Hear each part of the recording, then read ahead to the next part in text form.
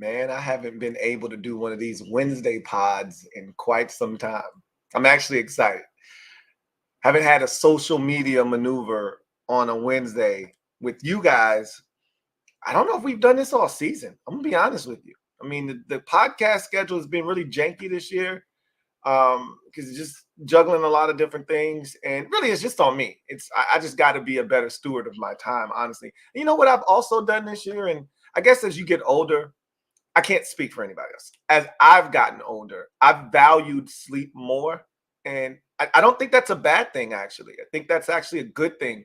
When you're young, I'll sleep tomorrow, or I'll sleep next week, or I'll sleep when I'm dead. People say crazy things like that. I don't say that, but I've heard that.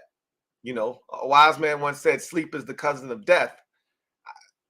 I like my sleep a lot more these days. Anyway, so the podcast schedule hasn't been what it should have been, but I'm happy to be here on a Wednesday. I'm happy that we're going to have social media maneuvers, but I got a hell of a gym dropping session for you. You already know what the topic's going to be. It's in the title. I'm ready to chop it up. What says you? The Louie T Network podcast starts now.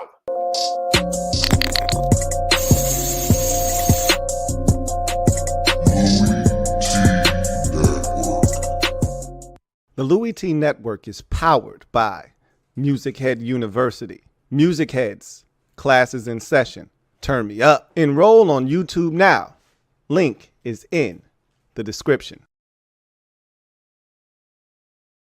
Who else could it be? Me, you're me. Louie T, welcome to the 376th installment of the Louie T Network podcast. Of course, I'm your set man, Louie T. Thank you for joining me. So, I want to just first thank everybody that joined us over on the NFC East Super Friends stream last night. It was a blast. And I've heard all of your cries for me to turn my mic up. That wouldn't end well for everyone's ears. What I need to do is I need to invest in a new microphone. And I've done that before. It didn't go well. It scarred me. I went back to my old mic.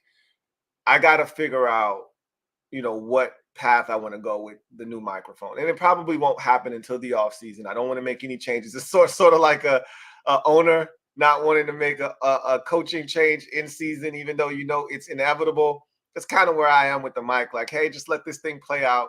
Don't want to make any rash decisions in season.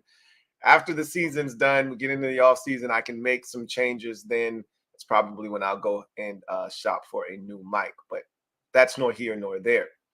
Also want to have a quick update. MusicHead University is back in session. Okay, classes are back in session over there. Had a post yesterday. I told you guys we're going to go live. We're almost at, we're 2 days out from the turn of the calendar to December. And I haven't started banging the Christmas music yet because usually I save that for when I put up the Christmas decorations. And once that takes place, it's pretty much Christmas music all the way out till Christmas Day, maybe even a day or two after Christmas. So I'm going to, unveil that playlist that I've been telling you guys about. We're going to also have, consistent uploads now. I'm back in the rhythm and the groove of that. So it took a little while, but I'm back like cook crack. So just wanted to give you a heads up on that over there. If you haven't subscribed to MusicHead University, take the time to do it right now so you don't miss out on any of that. Turn on your notification bells as well so you don't miss out on any uploads or when I decide to go live, because I think I'm going to start going live on that channel here shortly as well. So with that said, you know what time it is. It's gym dropping session time. So let's get right to the proceedings this evening. Let me drop this gym on your melon. Open your mind. Let your conscience be free. You're now rolling with your man, Louie T double E. Let me open you up. Get you thinking a little bit. So I was thinking a little bit, and I thought about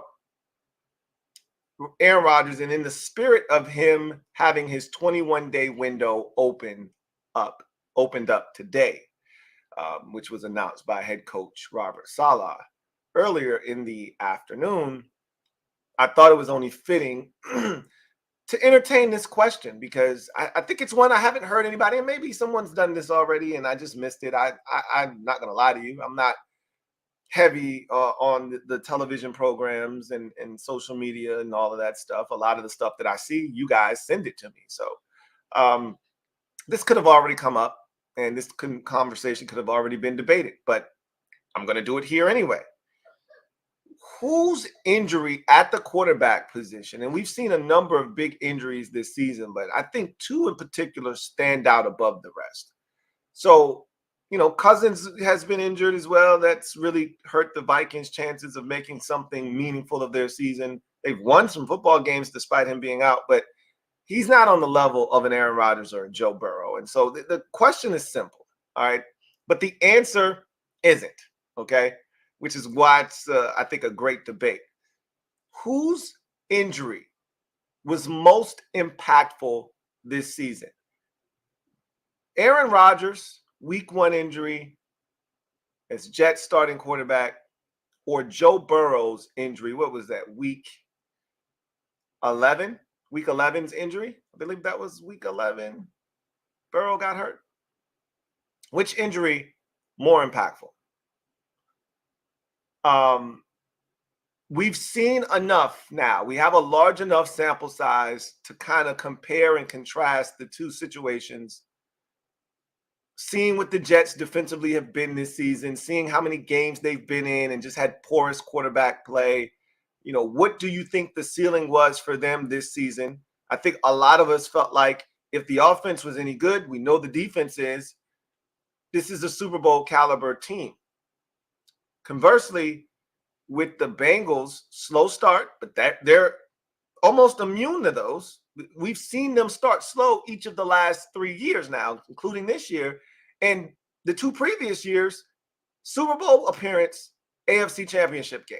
So the Bengals starting slow, I think I saw heading into the Ravens game, they were 6-5, I believe, or 5-4, I think they were heading into that Ravens game in week 11. And the Bengals had been 5-4 in each of the last 2 years. And again, Super Bowl appearance, AFC Championship game. So they were well on their way defensively, really good football team. We know what Joe Burrow is when he's healthy. They were getting healthy offensively, starting to click. You saw where that was trending. I even went out of my way as far as to say I thought that the Bengals were going to ultimately be the representative for the AFC in the Super Bowl. I thought they were going back to the AFC Championship game with a healthy Joe Burrow.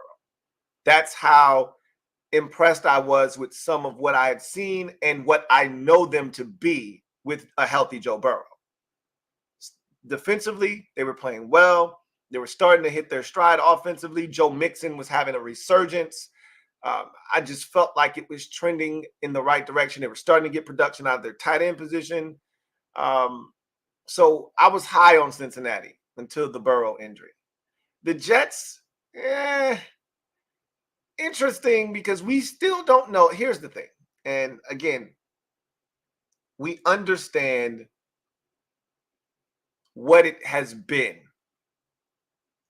And the quarterback position for the Jets has been among the worst collectively in the NFL as you span the entire league. What they've gotten out of that position has been, to put it mildly, less than below average. Okay? Less than marginal. Will be nice.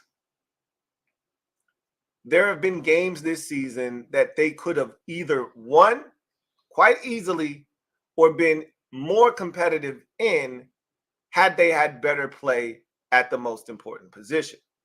The defense has been dominant at times. Robert Saleh, we heard him after the Eagles game when he was kind of beating his chest a bit, a little bravado after they upset the Eagles, the only team to have done that this season.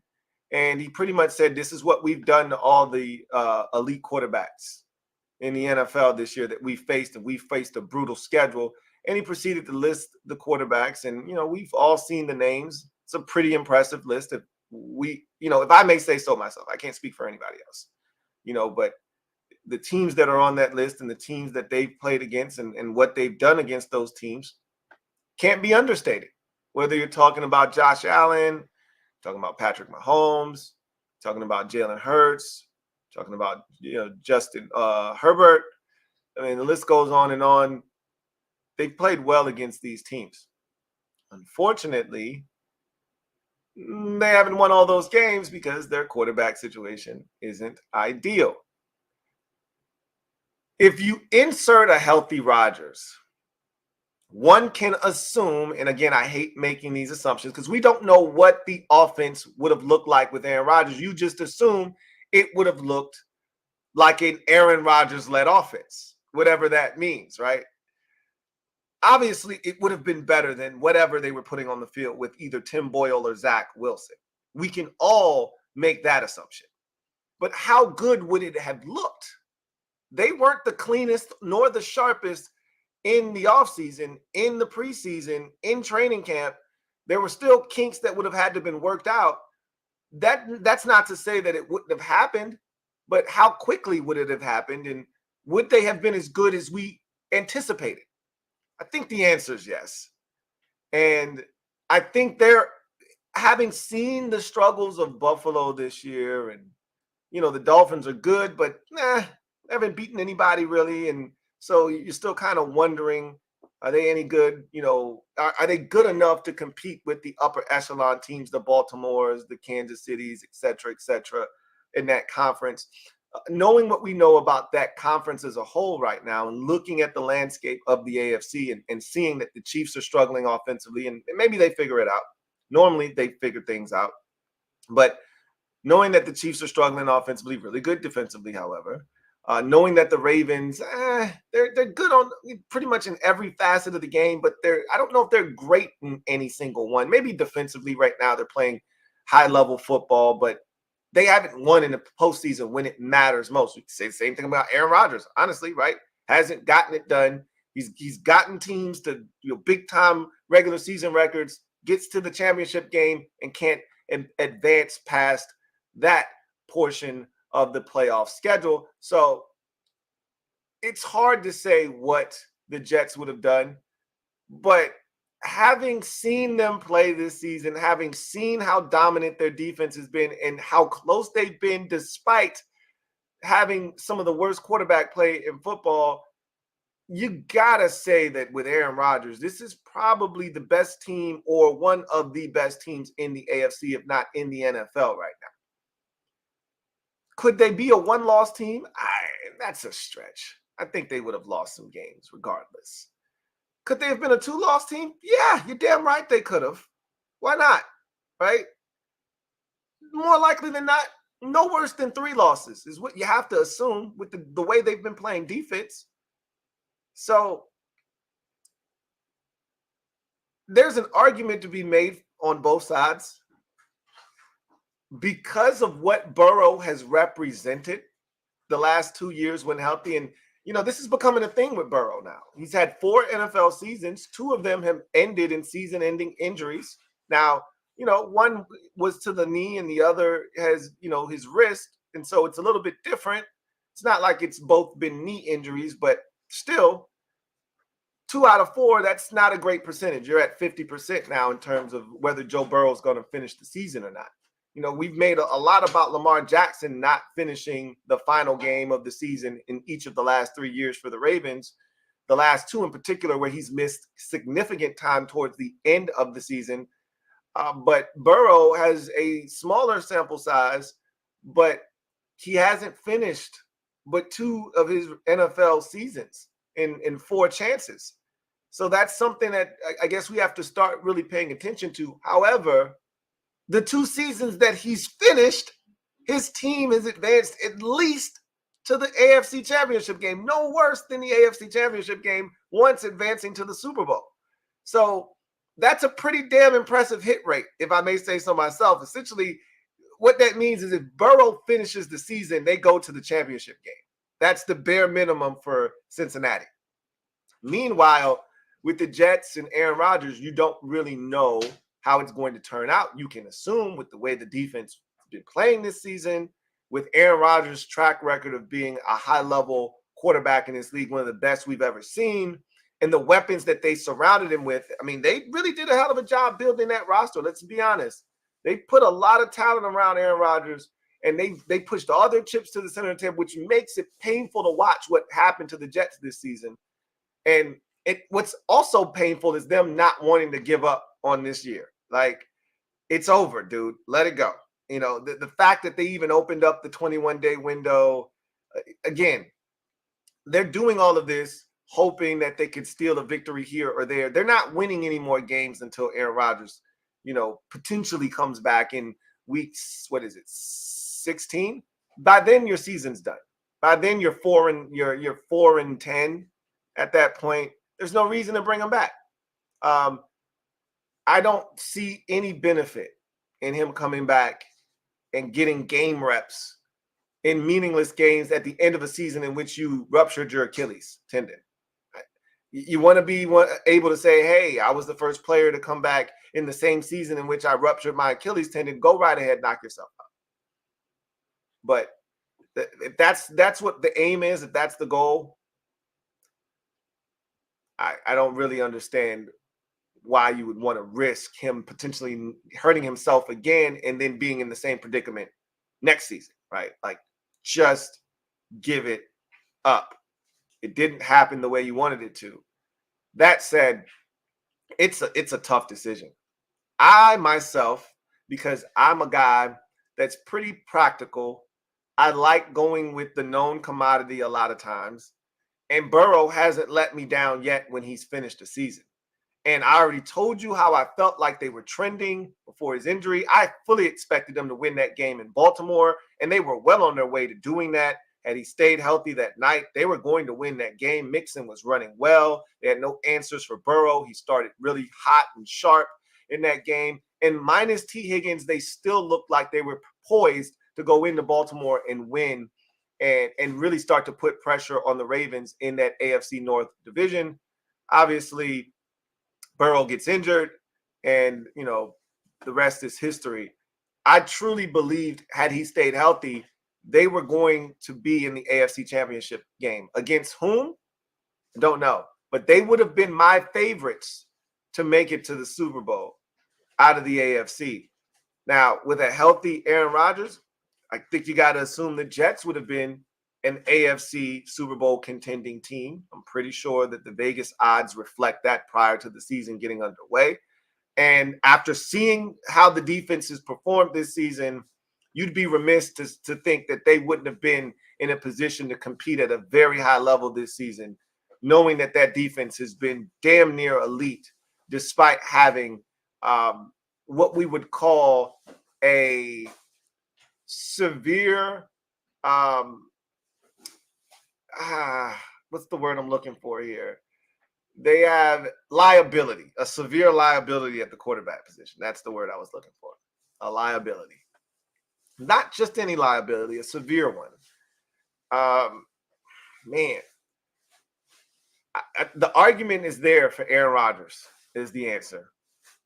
But I'm going with Burrow as the more impactful one because of what we know the Bengals to be. Defensively, they were playing excellent this year.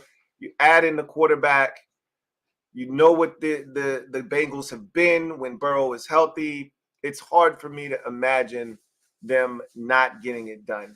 So I got to go with the Bengals, but the ceiling on the Jets with a healthy Aaron Rodgers this season, through the roof. And you know what also makes it tough and a bitter pill to swallow if you're the Jets head coach Robert Saleh, is looking at the struggles of the AFC conference as a whole this season.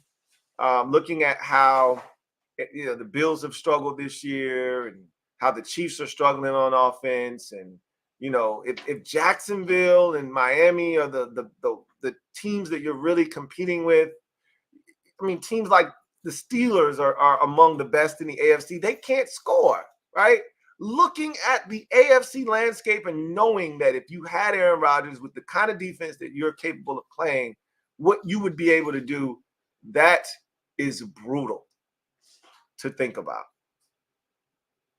So a case can be made both ways. If you say Rodgers, I'm not necessarily going to disagree with you. But for my money, it's Burrow because I know what I'm getting myself into. 40-year-old Aaron Rodgers, not sure what I'm getting. All right. Not sure what I'm getting. And he's been banged up too, but that's no here nor there. At the end of the day, the team that I think stood, if the question was the team that stood the most to gain from this guy staying healthy, it's the Jets. They're coming from a lot further away, right? They were a team that was an afterthought last year, and they went and got Aaron Rodgers, and it made them a Super Bowl contending team. But if you're asking me who would have gone to the Super Bowl or who would have had the best chance to go to the Super Bowl, I'm taking the Bengals. And that's kind of what I'm asking, is who would have had the better chance to go to the Super Bowl if both of these quarterbacks would have stayed healthy? I'm taking the Cincinnati Bengals. But that Jets defense is something to behold. I'll tell you that much. Anyway, I digress. So let's get into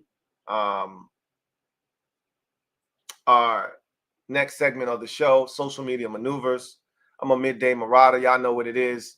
So start lining up your comments. And if you want your comment to be read on the air, use the hashtag LouieTeeLive to have your comment read on the air, if it is pertinent. But, when we go social media maneuvers, pretty much everything's fair game for the most part. If you want to ensure that your comment is read, Super Chats are the way to do that. Jump you straight to the front of the line. Again, we're not on any real time constraints right now. We're in a healthy time zone today. So we should get to as many of these as necessary, but we might get to a certain amount and I might be like, all right, enough's enough. And then I didn't answer your question or your comment. We didn't talk about it. Super chatting will ensure that you can avoid all of that. So with that said, let's get to the comment section, see what you guys have to say. And let's jump into the and see if there's anything even here. HTTR Carson writes, David Tepper is a joke. Now he wants the next coach to be in Carolina for 20 to 30 years. Good luck with that. I mean, look, I don't think he's as I mentioned, he's not a bad guy. It's not a bad person, which is why I don't like the Daniel Snyder comparison, because people don't do a good enough job of differentiating and separating the personal from the business side, right? Personally, he's not a bad dude. He's just very volatile and he's impulsive.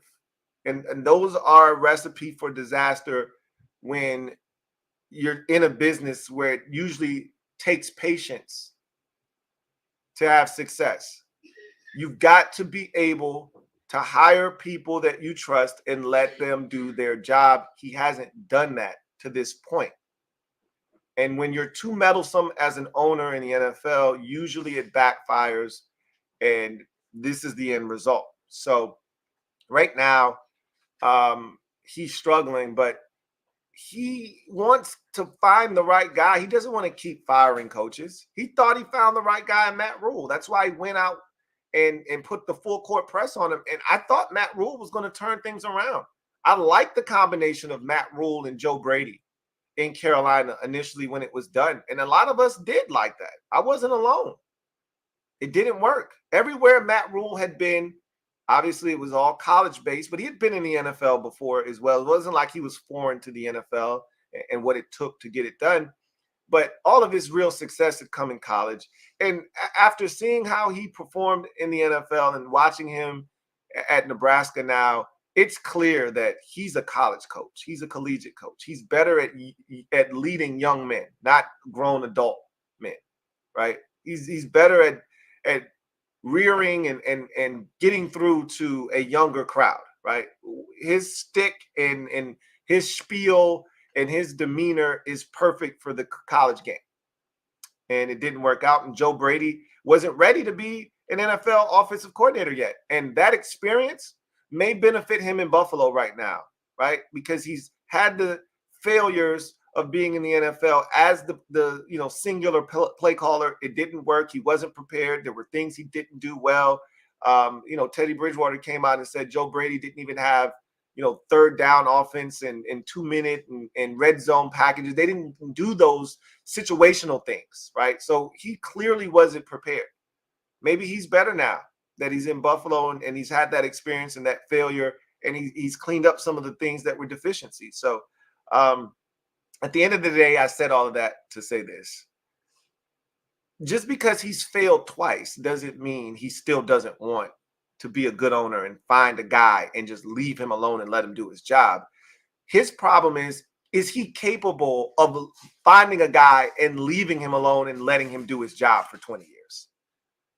Right now, the answer is no. Okay. He's too damn meddlesome to allow anybody to do their job for 20 years. And if they don't win 2 years in a row and he's getting frustrated, he's going to get impulsive and he's going to want to fire the guy. That's what it seems like right now. So, I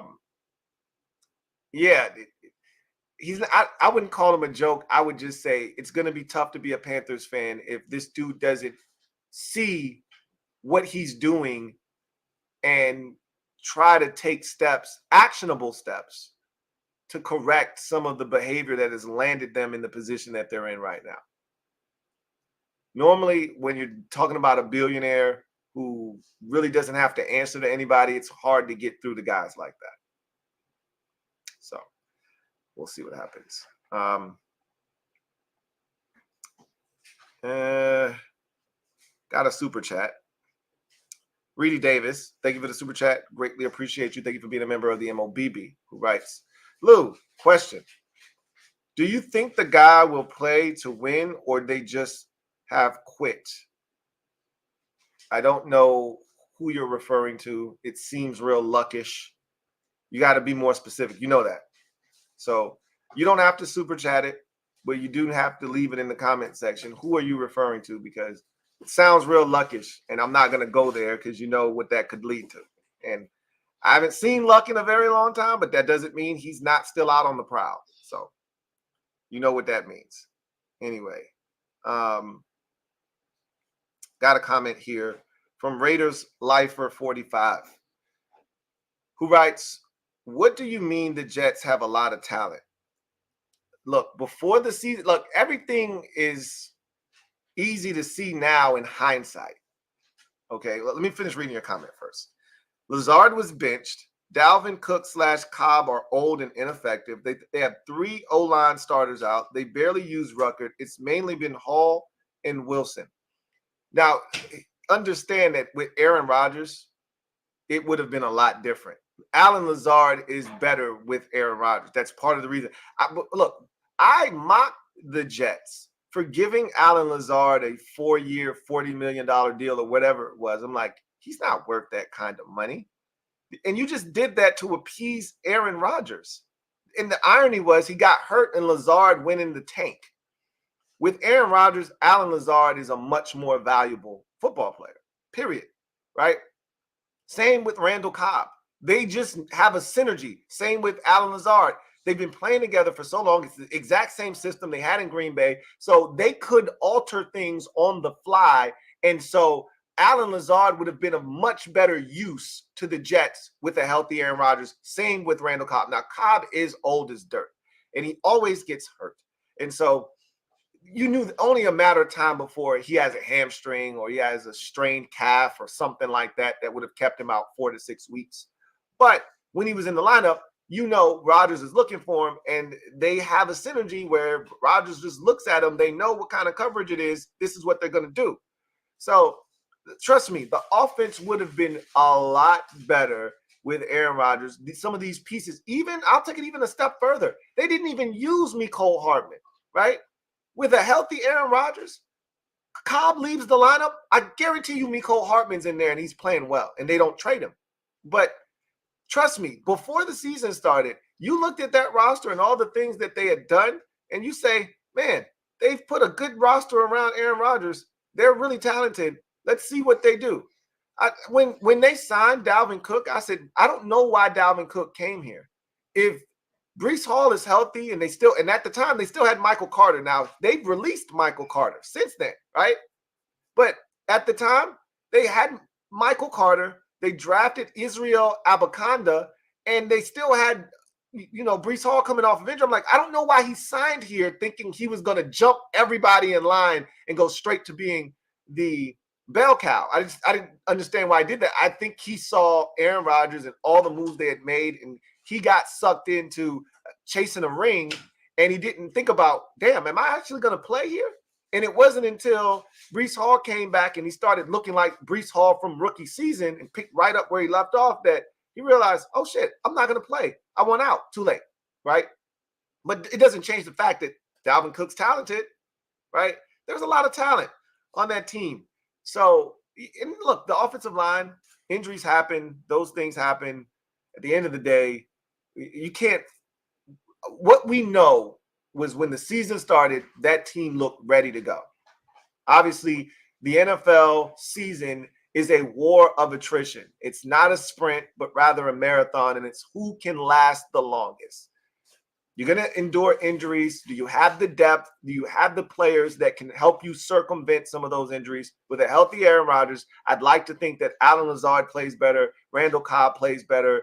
You have a better usage out of the tight end position, as you mentioned, but they've gotten some good usage out of their tight ends. I mean, what are we talking about here? They've had some good play out of their tight ends this season, especially the guy that came from Minnesota. He's been playing his ass off. All right. They've gotten some good usage out of CJ Uzama at times as well. So, Jeremy Rucker is a guy that I like, but they didn't need him with the way the other two tight ends had been playing this year. Trust me, healthy Aaron Rodgers changes a lot of that. They had talent before the season started. Anyway, I digress. Raiders Lifer 45 says, also, Lou, where's the Thanksgiving picks we were promised? So I did a little video. So, okay. So I got time. We can talk about this. So Thanksgiving was a bit janky for me this year. It didn't give the energy that it normally gives. First of all, your kid was tripping in the kitchen this year. So I had gotten so accustomed to some of the dishes that I make. I thought I was nice enough to start taking some shortcuts, right? Being a little impatient, trying to rush the process, right? And so for one, I didn't let my carrot cakes bake in the oven long enough. So the center is the last portion of the cake that becomes hard, right? And I didn't allow that to happen. So the center was still moist, and it didn't get to the point where it could stand alone on its own. So I not only didn't let it cook long enough that the center was cooked all the way, I then doubled down and compounded the mistake that I made by not letting them cool off long enough in the freezer. And then I immediately, after letting them sit in the freezer for like 5 to 7 minutes, I should have probably let it sit a little bit longer with the failed bake attempt, right? Not letting them stay in there long enough to have the center get where it needed to get. And I then dumped it out onto the cake platter, and it didn't fall apart upon pouring it out, but upon trying to then apply icing, it fell apart. It just was a mess. And I didn't make the icing like I was supposed to. I was supposed to double the ingredients. I didn't do it. Just moving too fast. And so the carrot cake turned out a mess. But it still tastes excellent. Okay. But it wasn't presentable. This isn't something I would show anyone, right? I didn't even take it to my parents' house because I was somewhat embarrassed with its presentation. Now, the taste was excellent, and the taste was fantastic, but I just didn't want anybody to see it. So that was that. The cranberry sauce came out fine, perfect as it always does. The yams came out excellent, no issues there. The pineapple shortcake bars came out wonderful. I didn't get to make the apple pie, right? So here's that story. I go to Wegmans to buy the vegan pie crust, right? So they stopped selling the ones that I used to, where you roll it out and then you got to cut it and you got to, make it.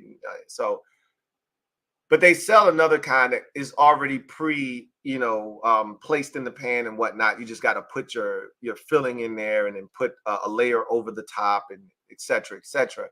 So we go to Wegmans to buy it, and they got a bunch of them. And I'm like, I'll get these next time, right?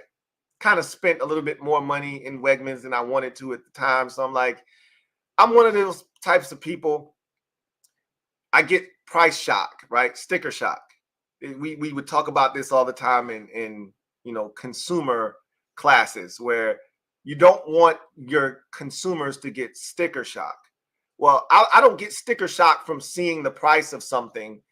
I get sticker shock when I get to the register and I go to pay for something and I say, oh my God, I came into the store wanting to spend $75 and my total is at $147.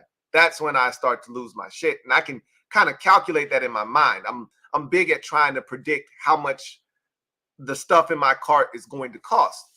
So I'd already felt like I've exceeded what I intended on spending when I went to the store.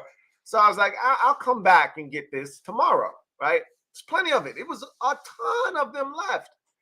And then what ended up happening is I didn't go to the store the next day. Some things came up. I told you that week was just janky. The kids got sick. So I got a phone call that morning, got to pick the daughter up. So I didn't go to the store the next day. And then I said, okay, well, I'll go. I'm going to the gym on Thursday morning or whatever morning it was. I think it was more like Tuesday morning. I'm going to the gym on Tuesday morning. I'll pick it up then. Didn't go to the gym Tuesday because my daughter still wasn't ready to go back to school yet. So I ended up not going to Wegmans until Wednesday when I was going to the barbershop, because the barbershop's over by the store. And I just assumed they'd still have some. Of course they didn't have any. All out of the pie crust. And then to make matters worse, I was like, okay, so I'm gonna just have to man up and make my own crust. And then I looked at the recipe for the crust and I was like, oh, hell no, I'm not doing that. I don't have the time to do that. If I was going to do that, I needed to do it well in advance of the time that I was going to use it. So I was like, I'm just going to have to make the pie on Christmas. So I think I'm going to run the carrot cake back on Christmas. I'm going to run the apple pie back on Christmas and do it then. But everything else turned out well. And I finally got my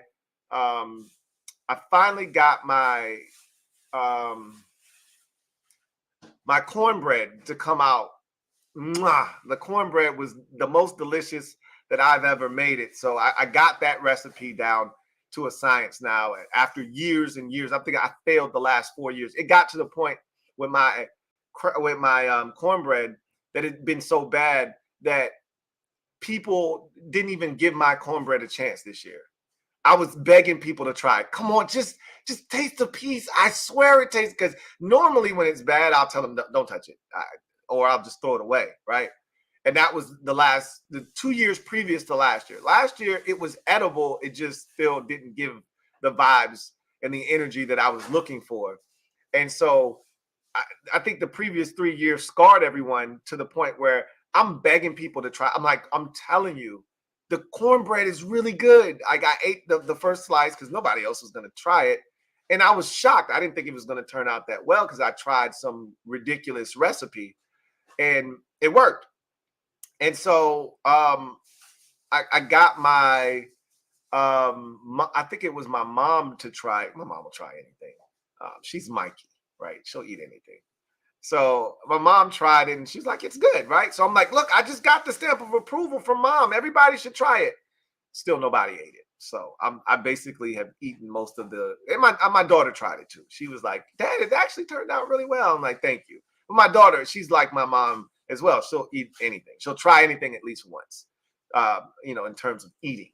So I was disappointed that people wouldn't eat it because I wanted, that's the beauty and the joy of cooking, is watching other people enjoy your cooking. I know my shit tastes good, right? I know what I just made tastes great.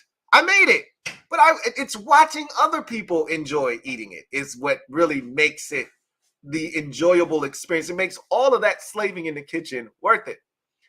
So, long story short, I was less excited about my Thanksgiving spread this year because things were missing and I didn't do as good of a job as years past. And I did Bleacher Report. You guys know that. I did Bleacher Report. So I wasn't like my brain was scattered on Thanksgiving because literally this is what happened. I drove all the way to my parents' house, which is roughly 2 hours away from where I live.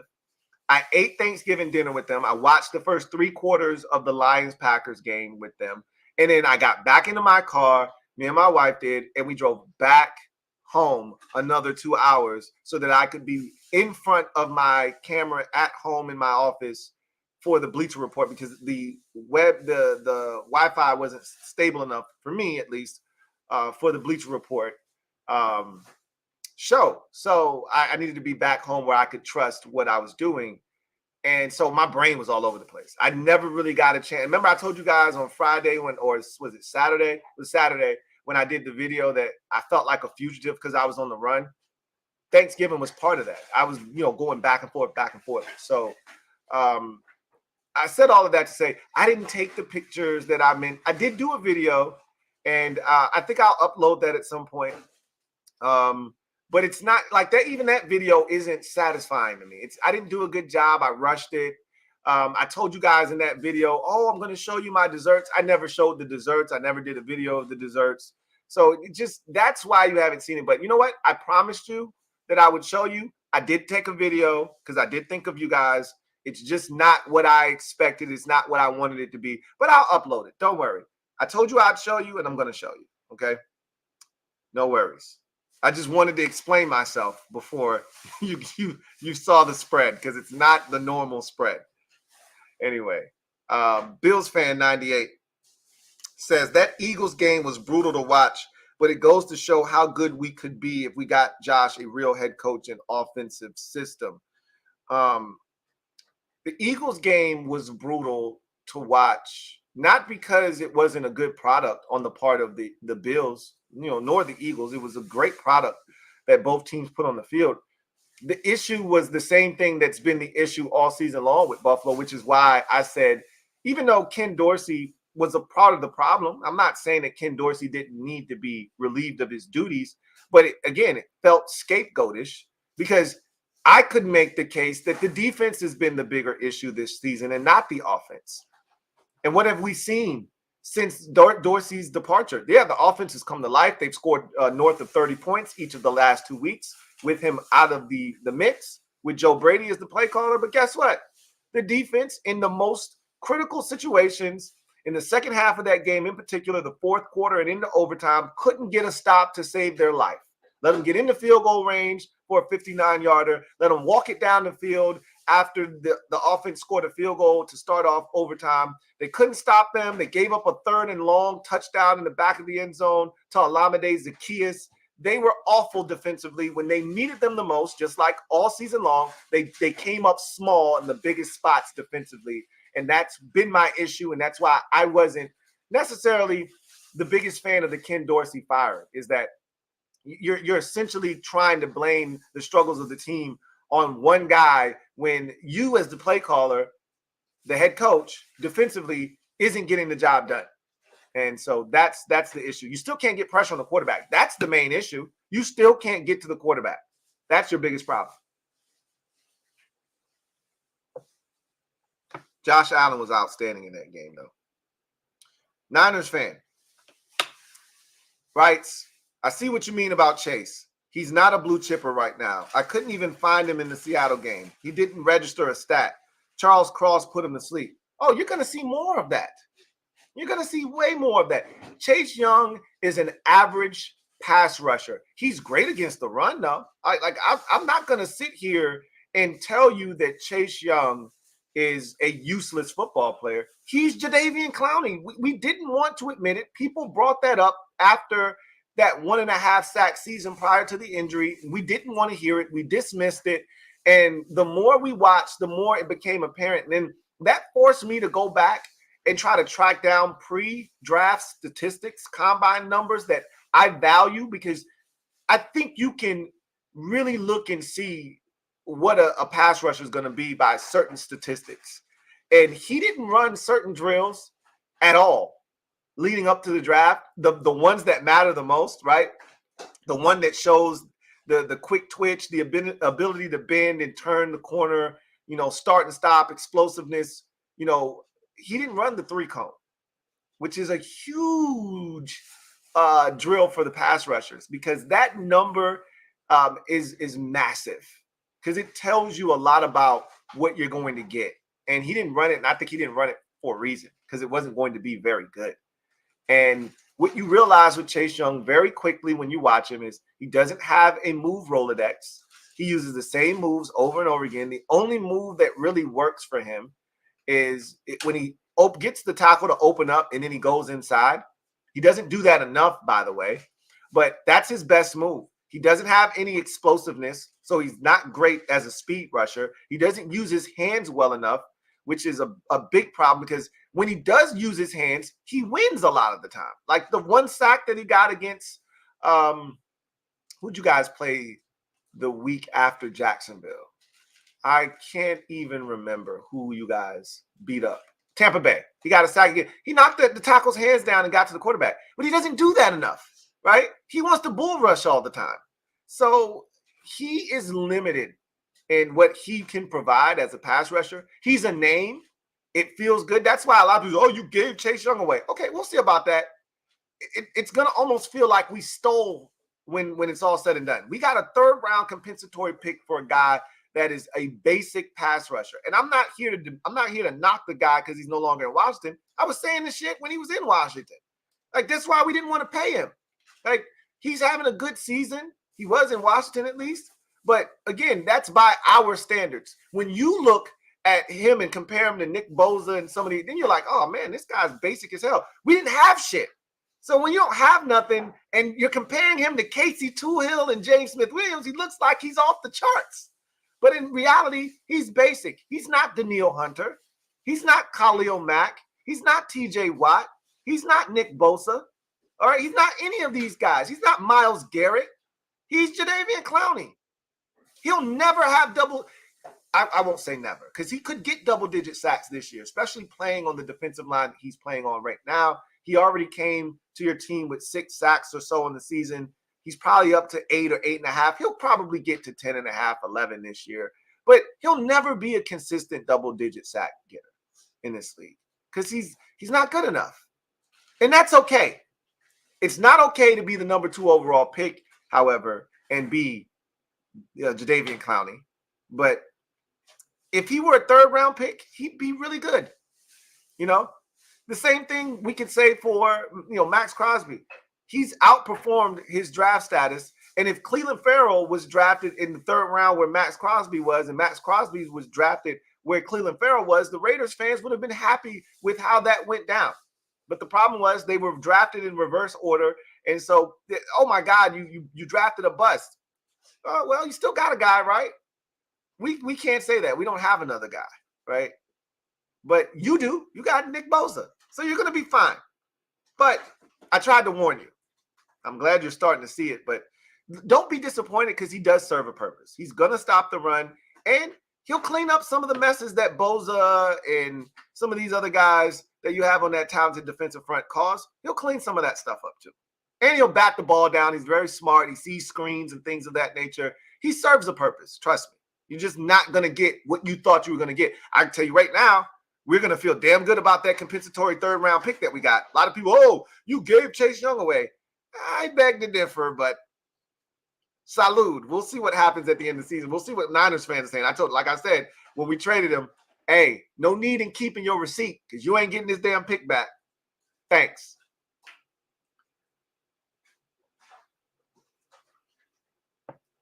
E says, probably talked about it last night, but how you feeling about Eagles Niners? I'm not feeling any type of way. I'm just going to watch the game. I think the Niners are going to be the stiffest test that the Eagles have faced all season, because they can do what the Eagles can do. Like, it's almost like looking in the mirror from this standpoint. The Eagles can beat you with physicality, or they can beat you with finesse. The 49ers can beat you with physicality, or they can beat you with finesse. Here's the difference. The 49ers defense is actually good. The Eagles defense isn't. Now, what version of the 49ers offense is going to show up is the question. If the offense shows up that showed up in the first half against Seattle, or the offense that showed up against Dallas earlier this season, the Eagles aren't going to win this game. But if that offense that, can be bogged down at times, like we saw in the third quarter, particularly of that Seahawks game, shows up and they can't get into a rhythm, and the weather impacts them, which I don't think it will. But if it does, then, they're going to be in for a dogfight and they could easily lose the football game. But I expect it to be a really good game. I expect it to be a close game. And I think the Niners, right now, to me, the Niners have the edge, a slight edge, just because of their defense. But Jalen Hurts is playing at such a high level. If they can't get to him consistently, they're going to – and they got to stop the run too, right? But they got to get to Hurts. They love running the quarterback draws and things of that nature. If they can get to him and make him uncomfortable, he can't move as well as he did earlier in the season, but nobody's really been able to take full advantage of that. I thought the Bills did a really good job in the first half, but as Eagles fans have pointed out, they made some really shrewd adjustments because it felt like from about the mid portion of the third quarter on, the Bills defensively couldn't stop the Eagles offense. No matter what they did, whether they blitzed, whether they played coverage, the Eagles had an answer. So and it was kind of the same way against Kansas City. They made second half adjustments. They started to move the football with better regularity. They started to become dynamic. I keep thinking, why aren't you using DeAndre Swift more in the first half? That seems to be when the offense really gets going, is when he starts to get the football, whether it's a jet sweep like it was against the Buffalo Bills, or it's, just a simple handoff or a screen like it was against Kansas City that he broke a big play on. Like, you just got to get this guy the football in space. He's so dynamic. It's almost like they forget about him in the first half of games, and then they realize, oh, shit, DeAndre hasn't been involved. They get him the ball in the second half, and they start to move the football, and they're a lot more effective. So if they can bottle up DeAndre Swift, no matter when he gets the football, first or second half, and they can get to Hurts, again, easier said than done, they're going to have a chance in this game. If they can't, I say this every week about Philadelphia. If you can't get to Jalen Hurts, if you can't disrupt him, if you can't fluster him and disrupt his timing and rhythm, if he's able to sit back there and be comfortable, if he's able to run and be a factor as a runner, quarterback draws, off schedule with his legs, you're going to be in for a long day. You're going to be in for a long day. But if you can minimize his impact on those quarterback draws, on those off-schedule plays, if you can get to him and keep him in that cup and not let him get out to his right and scramble or get out to his left like he did. He got out to his left, posted up on the sideline, and threw a touchdown pass to Olamide Zaccheaus on a 3rd and long. Like, if you can't get him and keep him in the pocket, he's going to hurt you. Somebody's going to get open. It's going to be a fun game. I do know that. Looking forward to it, actually. Let's see. Niners fan writes, I root for the Texans with D'Amico, and man, CJ Stroud is awesome. He might be a top 5 QB real soon. If he didn't go to Ohio State, he would have been the first overall pick, honestly. I think it had less to do with the Ohio State stigma, and it had more to do with his inability to create off schedule for the duration of his career. He showed people in that Georgia game, hey, I actually do have some wheels, and when I do choose to use them, I can be lethal with them. I can create off schedule. He seemed robotic for the duration of his career. He seemed robotic. A guy that had to stay in the pocket. You have to protect this guy. If you don't, he's not going to run. He can't hurt you off schedule. The play has to go the way it's designed or else. And this league is moving away from passers like that. You got to be able to create off schedule. If you can't, you're a statue back there. You're not going to maximize the offense if you can't create off schedule. And he seemed like a guy that struggled with that concept because a lot of black quarterbacks, and it's unfortunate, and I like that a lot of these guys are starting to get away from this, but it still exists. And this complex definitely is something that I think a lot of guys have in the back of their minds. I don't want them to think because I'm black, I'm supposed to run. I want to show them I can stay in the pocket, that I don't have to run. And so you see a lot of brothers that decide I'm not going to run because I want to show them I can throw from the pocket. No, part of the reason you're dynamic is because you have wheels. You have an advantage. Use it, right? Don't be apologetic for that. And so I think guys like, C.J. Stroud and Bryce Young in particular, they don't want to run. Like, it's almost like pulling teeth to get these guys to run. Like, bro, there's a big lane there. Tuck the ball, run, get 8 yards, slide, whatever, do it. And they don't want to do it. But if Stroud would have done more of that at Ohio State, I think he would have went number 1 overall. I really, truly do. I know there was a stigma surrounding Ohio State quarterbacks, but I think a lot of us saw he was different. Like, I was adamant, like, this guy's going to be good. I just like Bryce Young better because of his playmaking ability. You see what happened there, right? And I still do. I still think Bryce Young has a bright future in this league, but you got to do more around him. But he had playmaking ability, and we saw it at Alabama. We didn't really see it with C.J. Stroud. And I think a lot of people are rooting for DeMeco Ryans, and he's been fantastic. And, that's one of the best stories in the NFL this year is just what the Texans have done. I think every year there's a team that we think is going to be trash that, has a new head coach, and somehow they're able to win. The Giants were that way last year. The Texans are that story this year. And I don't know if they're going to make the playoffs or not, but it's a hell of a story. And C.J. Stroud's playing his ass off. The fact that we're not just talking about C.J. Stroud as offensive rookie of the year, we're past that. People are talking about this man as an MVP candidate. Tells you all you need to know about how good he's been this season. E writes, are we training ground for EB in the same way Carolina might have been for Joe Brady? Maybe. I mean, I don't think it's an apples to apples comparison, because EB has been in a play caller role for 5 years prior to Washington, right? So it's funny because when it's convenient, he'll tell you, this is not my first time calling plays. But then when you're, talking about some of the mistakes or things that he could have done differently, now all of a sudden he kind of pushes that aside and he's like, yeah, we're learning, we're all growing together, yada, yada, yada.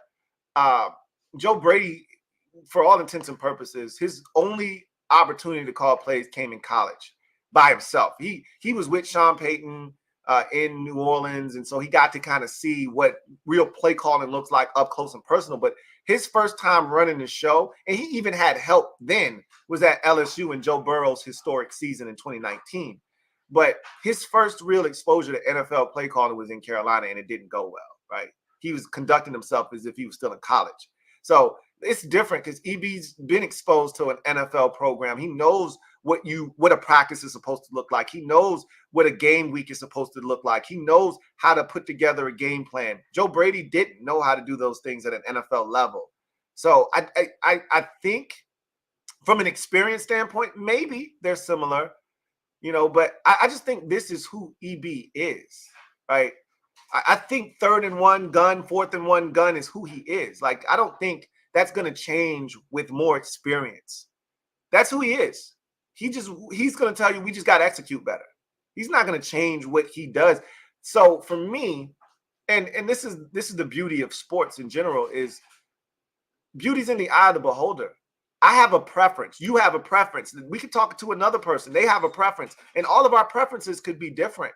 And we can talk to somebody else and say, EB's doing a hell of a job, and I don't have any issues with what he's calling on 3rd or 4th down, right? Because it's all preference-based. My preference in short yardage situations is to not be in the gun.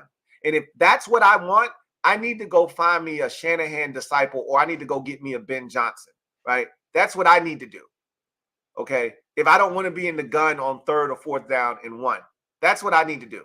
I need to go find a guy that believes in being under center in those situations. If you want some of these young, innovative coaches, they're going to be, because like I said on this show on Monday, 80 to 85%, maybe even upwards of 90% of the league are in the gun on 3rd and 4th and 1 situations. It's the Lions, it's the Browns, it's the Eagles, it's the physical teams, the Titans. They're the teams that stay out of gun. They get under center because they know where their bread is buttered, right? It's, you know, the Niners, they're teams that understand Gunn isn't going to help you in those short yardage situations. I don't know if I necessarily think Eric Bieniemy and Joe Brady are apples to apples in terms of that comparison. And that's why I feel that way. But, you know, we'll see. Reedy Davis, been a member for 5 months.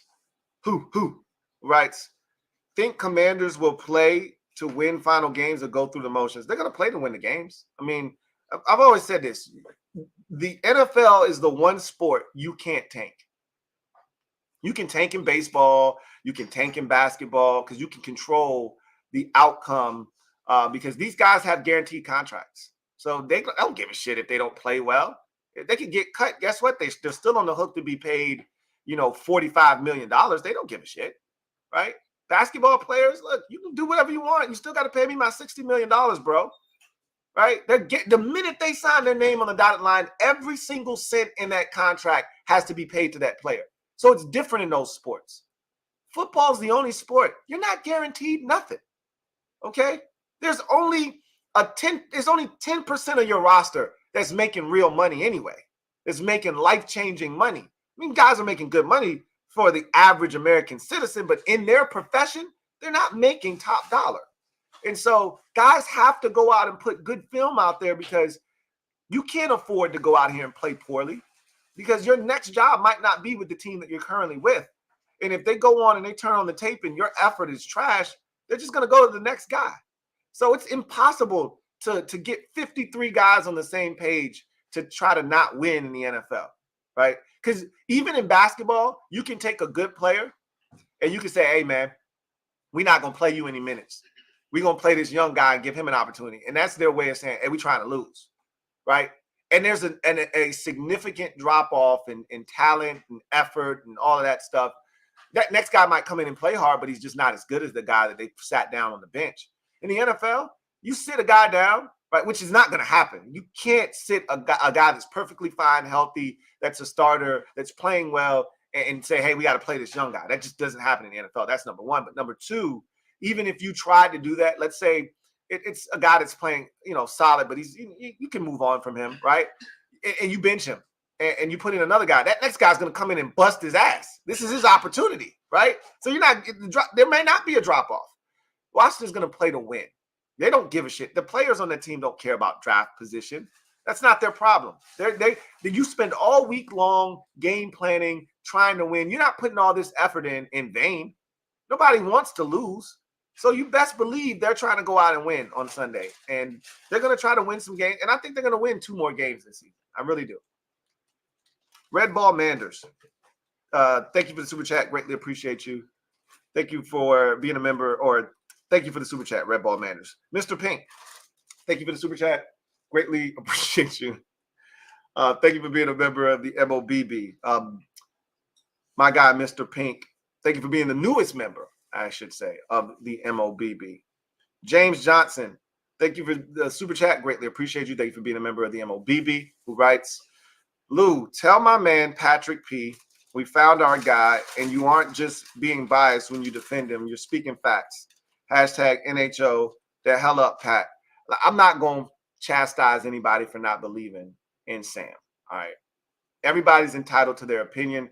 I saw the video, the comments of the video I did yesterday. A lot of people, that touched a lot of people. It made them feel some type of way, and a lot of people. And again, you know, with this, and I think I realize how I feel now, and I think I'm starting to feel like I did with Kirk Cousins, and I don't need to preach to the people who get it. I think I just have to realize that the people that don't believe in Sam are going to be the loudest. That's how it was with Kirk Cousins. Was the people who didn't believe in Kirk were always the loudest. Those are usually the people that are the wrongest. But you don't need to argue with them, right? Because again, all of this is subjective. The only thing I can come at them with is facts. But even then, they could take those facts and spin them and turn them into something that they want. Like I'm going to talk about some of this stuff on the show later on tonight. But at the end of the day, if they don't believe in Sam and they want to move on, that's their business. I'm not here to argue with those people, because I remember doing that when it came to Kirk, and those people had already made up their minds. It didn't matter what Kirk did.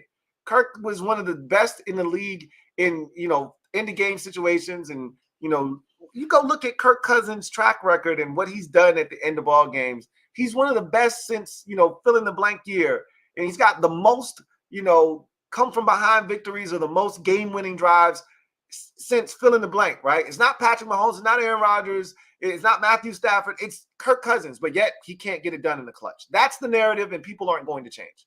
So if you don't like Sam, oh, Sam's trash, he's this, he's that, or I like Sam. This is what everybody's doing. This is the passive-aggressive shit that the fan base is doing. I like Sam, but if we get a top 5 pick, we gotta go with a quarterback. Okay. If that's how you feel, I'm not here to argue you up and down. Okay. But I'll just say this. Last time I checked, I don't see quarterbacks in their first 13. Now they're trying to fit the narrative to fit what they wanted. So, hey, he's not even a rookie. So the graphics I put up yesterday, all those quarterbacks, for the most part, played their first 13 games in their rookie season. Joe Burrow played his first 13 starts over 2 seasons because if you recall, he got injured in Week 10 against Washington in his rookie season. So his other 3 starts came in his second season, not his first. But again, that's nor here nor there. They don't want to hear that anyway. They want it to fit their narrative. They're all rookies. What difference does it make? What difference does it make if you're a rookie versus a second-year guy because you stood on the sidelines for 16 weeks? You stood on the sidelines and you figured out how to game plan, right? The only difference it makes as a second-year starter, if you didn't really start in your rookie season, is if you have the exact same offensive scheme. You don't have to learn a new system and you can just go out and play. That's when it benefits you. Sam Howell didn't have the same offense that he had as a rookie, so he was essentially a rookie all over again in his second season. Yet they don't want to hear that, right? He's not a rookie. Okay, cool. Whatever you want to make up in your mind to try to make it seem like Sam isn't balling out here and playing really well. All I know is Sam Howell has been in 3 situations this season. 4 situations where the game was on the line and he had a chance to give us a chance, right? He had the first Eagles game. What did he do? Took us down the field and threw a touchdown pass as time expired. We should have gone for 2, and we should have had a chance to win on 1 snap. He threw a dime in overtime, and he was robbed there too, but that's not the point. The point is the game was on the line, and he took us on a full-length, full-field drive with 1 timeout, I believe, and got us a touchdown as time expired. The second time he had an opportunity was the first Giants game. And was it the best pass in the world? No, it wasn't. Should it have been caught? Yes. Jahan Dotson should have caught that ball. It would have netted us a first down, and we would have had a chance to win that game, or at least tie it. Of course, Ronald would have kicked the extra point. All right. Third opportunity was on the road at Seattle. He gives us the tie. I would have gone for 2, but again, still a lot of time left on the field, on the clock, but he takes us down the field and he throws a touchdown pass to De'Ami Brown, and we tie the game up, and defense blows it. The 4th time was the last game against the Giants. And obviously, I felt like he was going to take us down and we were going to score if Charles Leno doesn't have the false start penalty that cost us our last time out. And De'Ami Brown dropped the slant that would have gone for about 15 to 20 yards, right? So there are a lot of issues with that final drive before he gets hit and throws the pick 6 trying to throw the ball away with pressure in his face when he didn't even have a shot. But again, 4 opportunities, 2 of them, he went down and he took us and put the ball in the end zone. A 3rd should have been caught. Not the best ball, could have been better placed, but excuse me for having a slightly inaccurate ball rolling to my left, throwing back across my body. It's not the easiest thing in the world to do. Not making any excuses for him. He should have had a better ball there, but that also should have been caught. Let's not drop the ball in that 4th game against the Giants. Let's not drop the slant on 3rd and 1, wide ass open. Let's not have a false start penalty that cost us our final timeout. Let's not do that. And maybe he takes us down the field. I remember saying this against the Bears. We got to within 10, right? Or it was 9, I believe. We got to within 9. And Joey Sly had a chance to kick a field goal to cut it to 6. And I said, if the defense can get a stop, we going to win this game. That was back in week 5 against the Bears. As bad as we played, Sam brought us all the way back with a Logan Thomas fumble and all kinds of bullshit, and Ron not going for it on 4th down and 2 after a hellacious run by Sam, right, to put us in a 4th and 1 or 2 situation. He wants to kick the field goal, and again, then Sly misses late in the game, and so we didn't even get the chance, right? We didn't even get the chance. It was 20-27, I think, at that time. 20-27, I believe. And if he makes the field goal, or it might have been 20, it was 20-30, I think. Something to that effect. And if he made the field, or 20-29, something like that. If he made the field goal, we would have had a chance if we got the stop and got the ball back. He never got that chance. Right? Because Sly missed the field goal, and then the defense gives up a touchdown, and that's all she wrote. But when's the last time you had that kind of confidence? And again, if you don't like them, then you don't have the confidence that I have.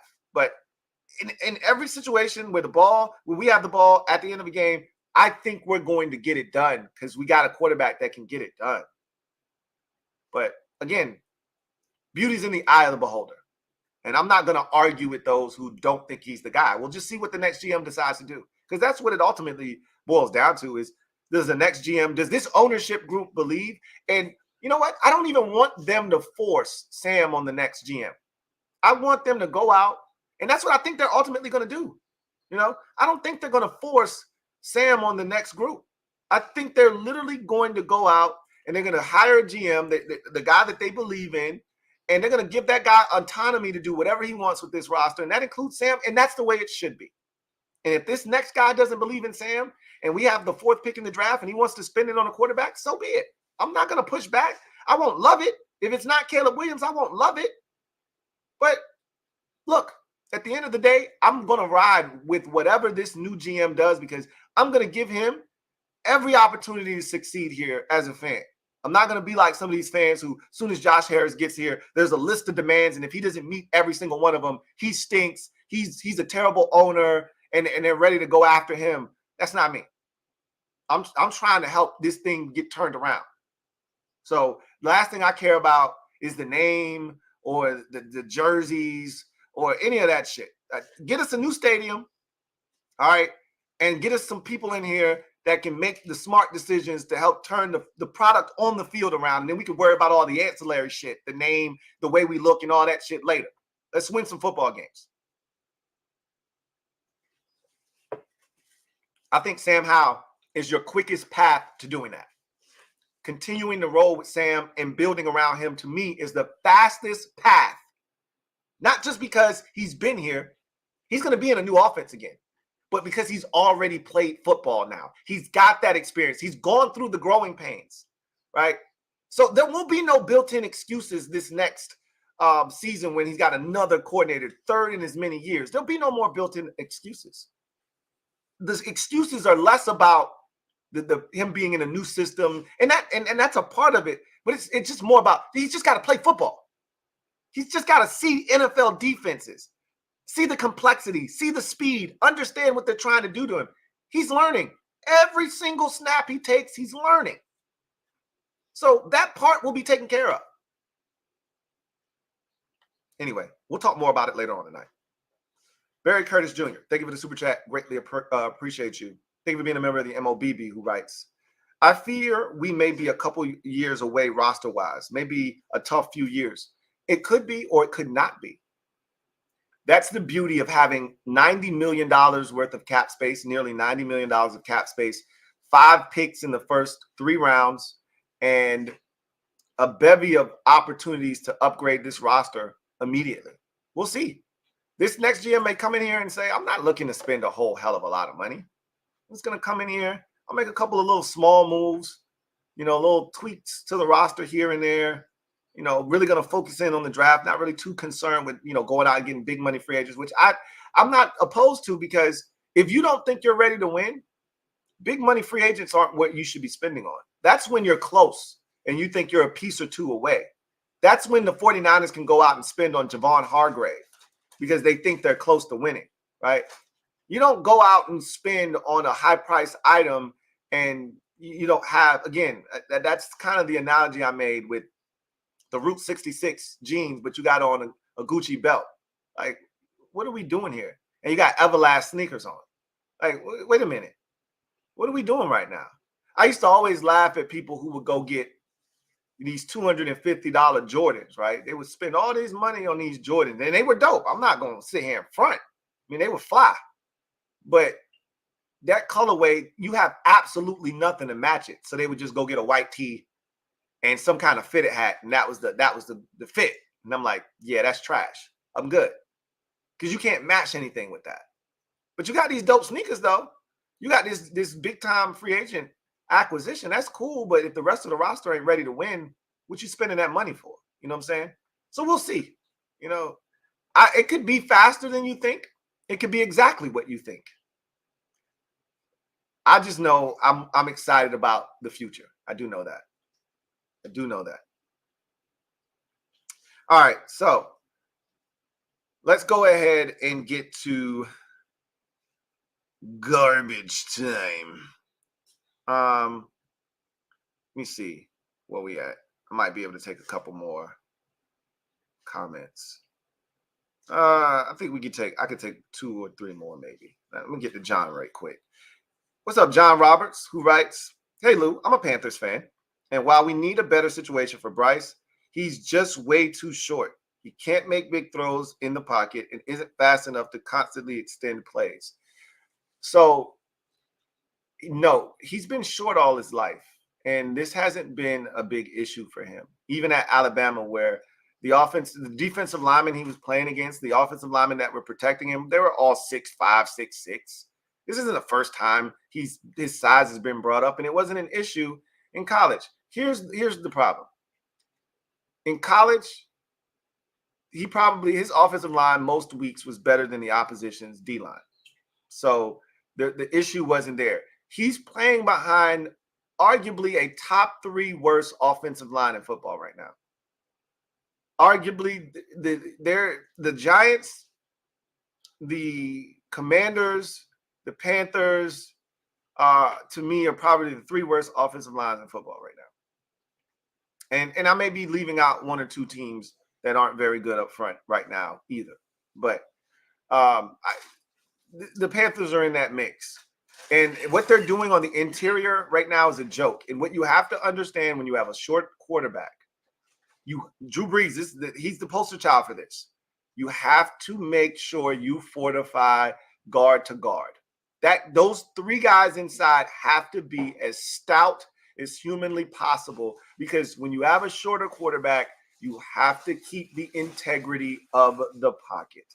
And so the Panthers have a train wreck going on. Their 2 tackles are a first-round pick in Ekwonu, and their best player on the offensive line is Moton on the other side, right? The 3 guys inside are all trash, right? And I don't know who those guys were when the season started. I'm assuming injuries have prompted you to put these guys in the lineup, but they're terrible. He won't stand a chance if you don't go out and invest in some real serious heavy-duty guards and center to protect him moving forward. That's got to be priority number 1 if you're going to have Bryce Young have a chance. Being short sucks, but you can overcome it. But you have to protect on the inside, the interior. He's got to be able to stand tall and step up in the pocket.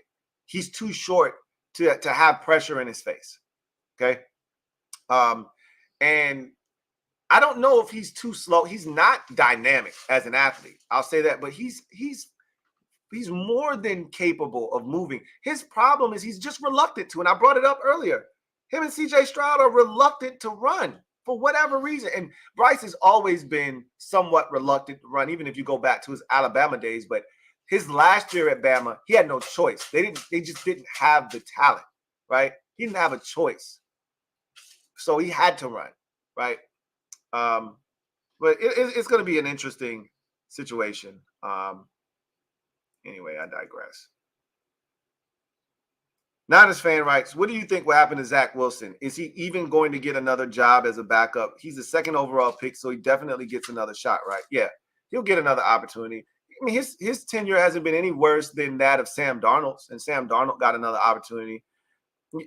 Eventually, when you're a first-round pick, specifically a top 10 pick, you're definitely going to get another opportunity. He'll go somewhere. He'll be somebody's backup. He'll get another opportunity.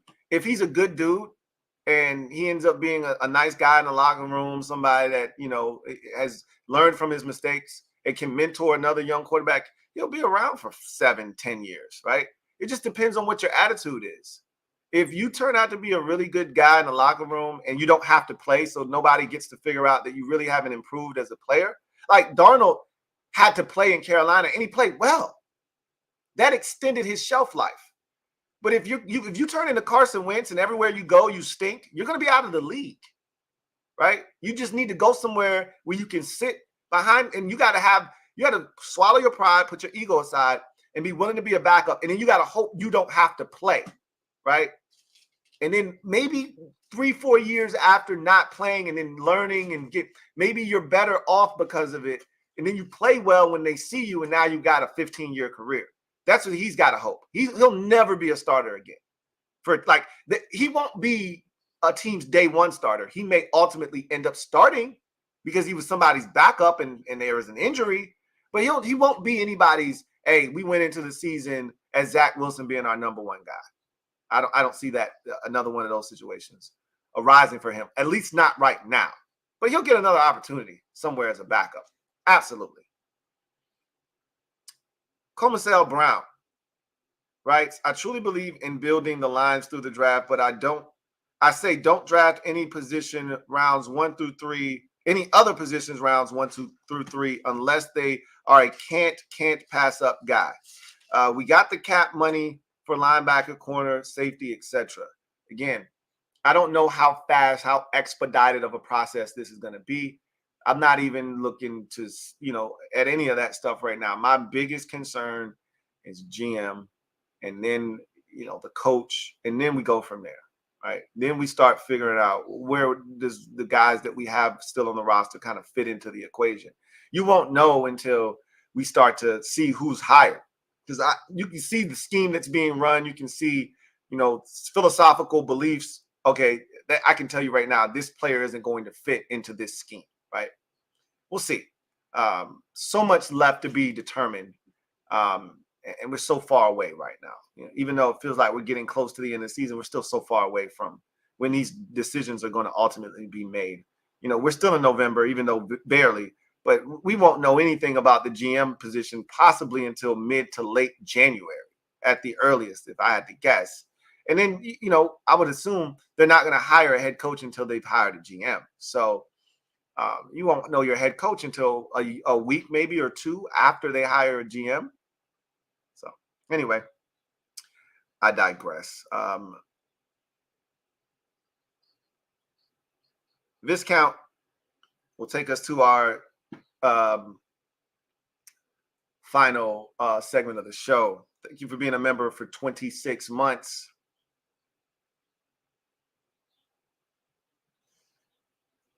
NHL, love Sam's stats. Josh's stats man tuning in.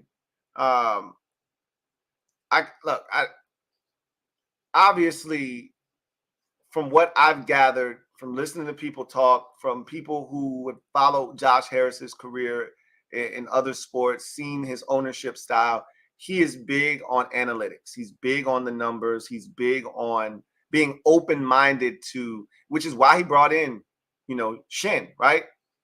And I do think that the next GM is going to have some analytical background. He's going to have to be somewhat open to applying the numbers, right? Like there needs to be some sort of background there with analytics. I do believe that's going to play a part in what they ultimately do at GM.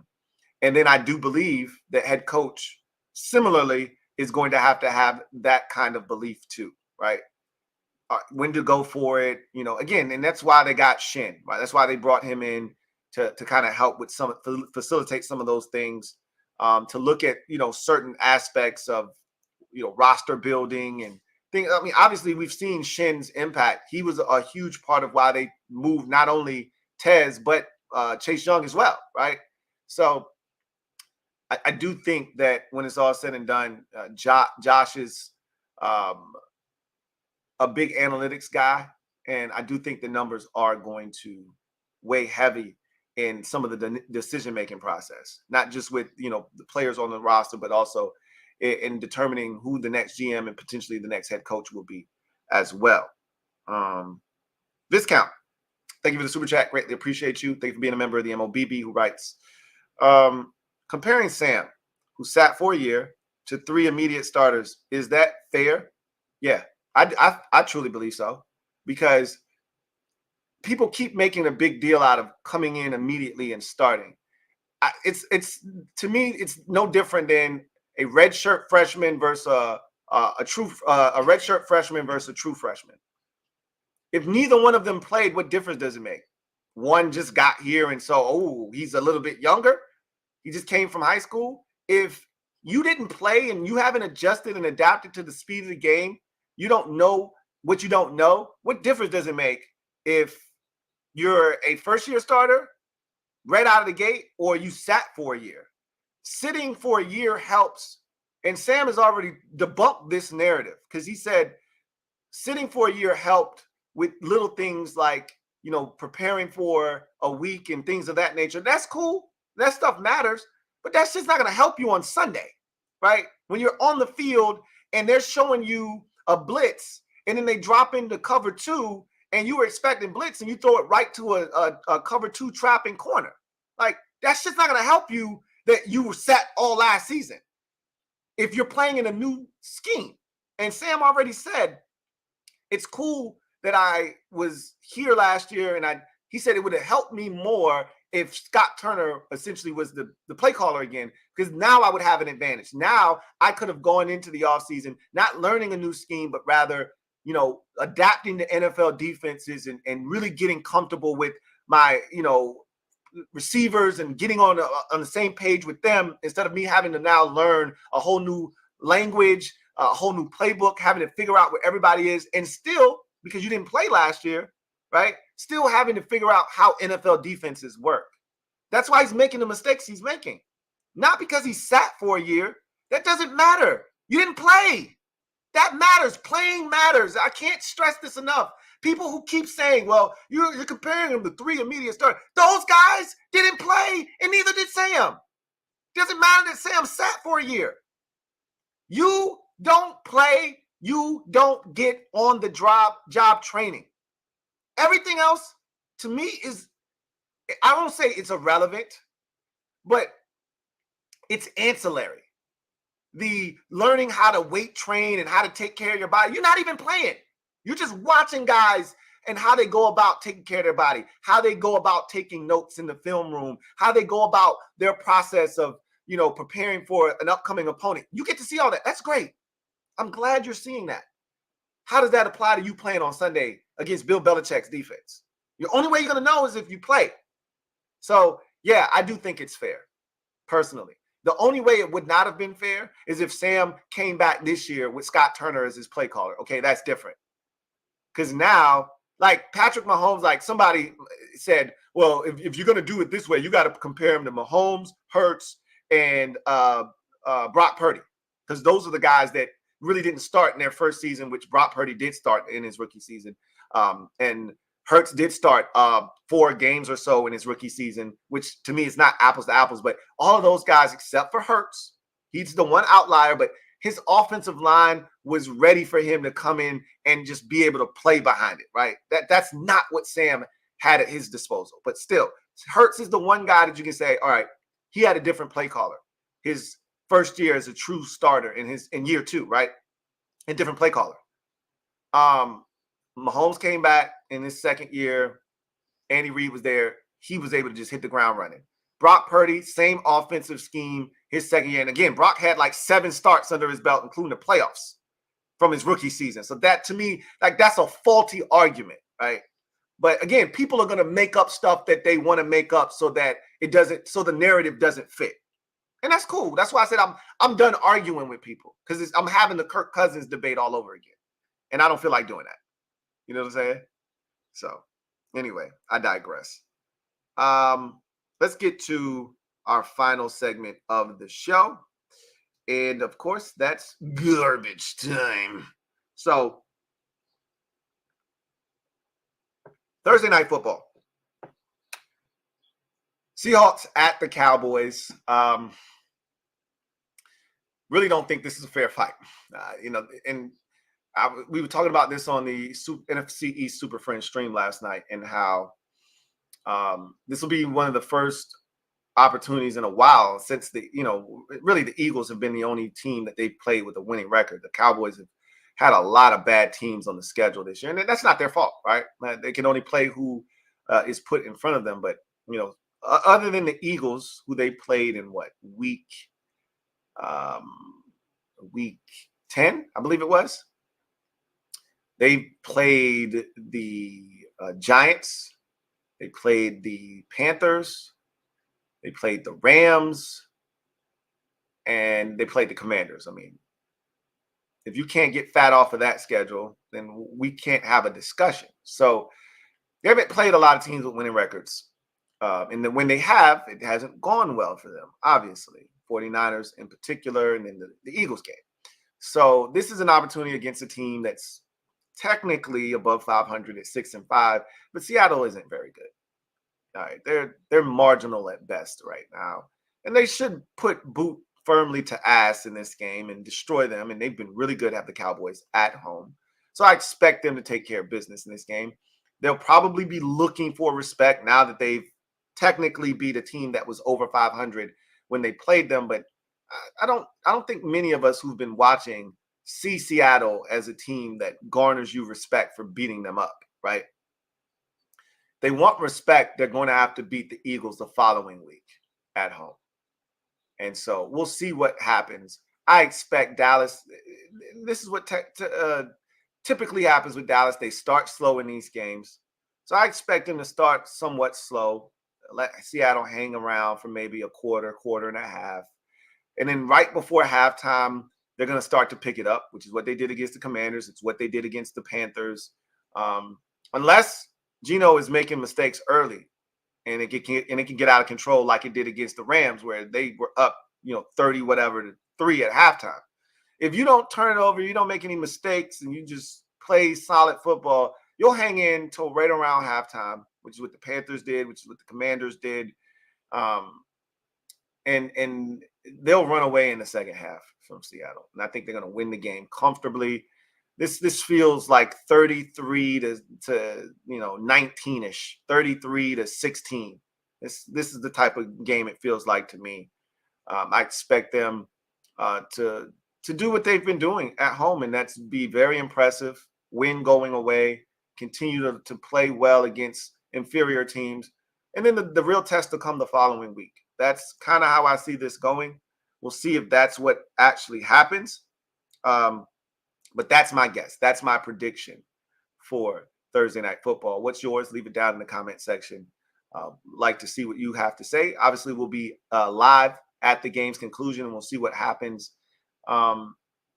If you're Dallas, you got an opportunity to win and then set the table for a massive showdown rematch with the Eagles, this time at home, and you'll have 10 days off to prepare, lick whatever wounds you have, get ready, and find a way to beat a team that, frankly, if you want to get where you want to go, which is to the NFC Championship game and further to the Super Bowl, you're going to have to probably go through the Philadelphia Eagles.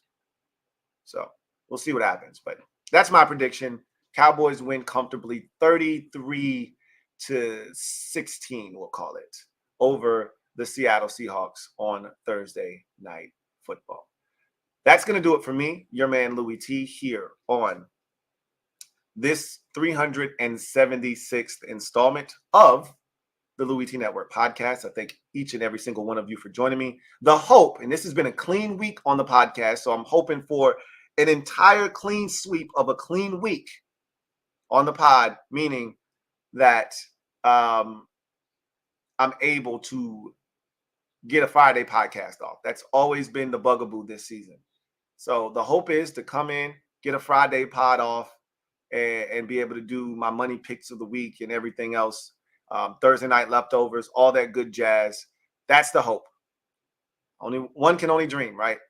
We'll see what happens. But in any event, I thank you guys for joining me. I look forward to chopping it up with you guys next time. Y'all know what it is. If you haven't already done so, check out MusicHead University. We're going to be doing some fun things over there. Look forward to really doing something else that is a passion of mine, which is talking about music. So with that said, you guys get out of here. I'll see you guys next time.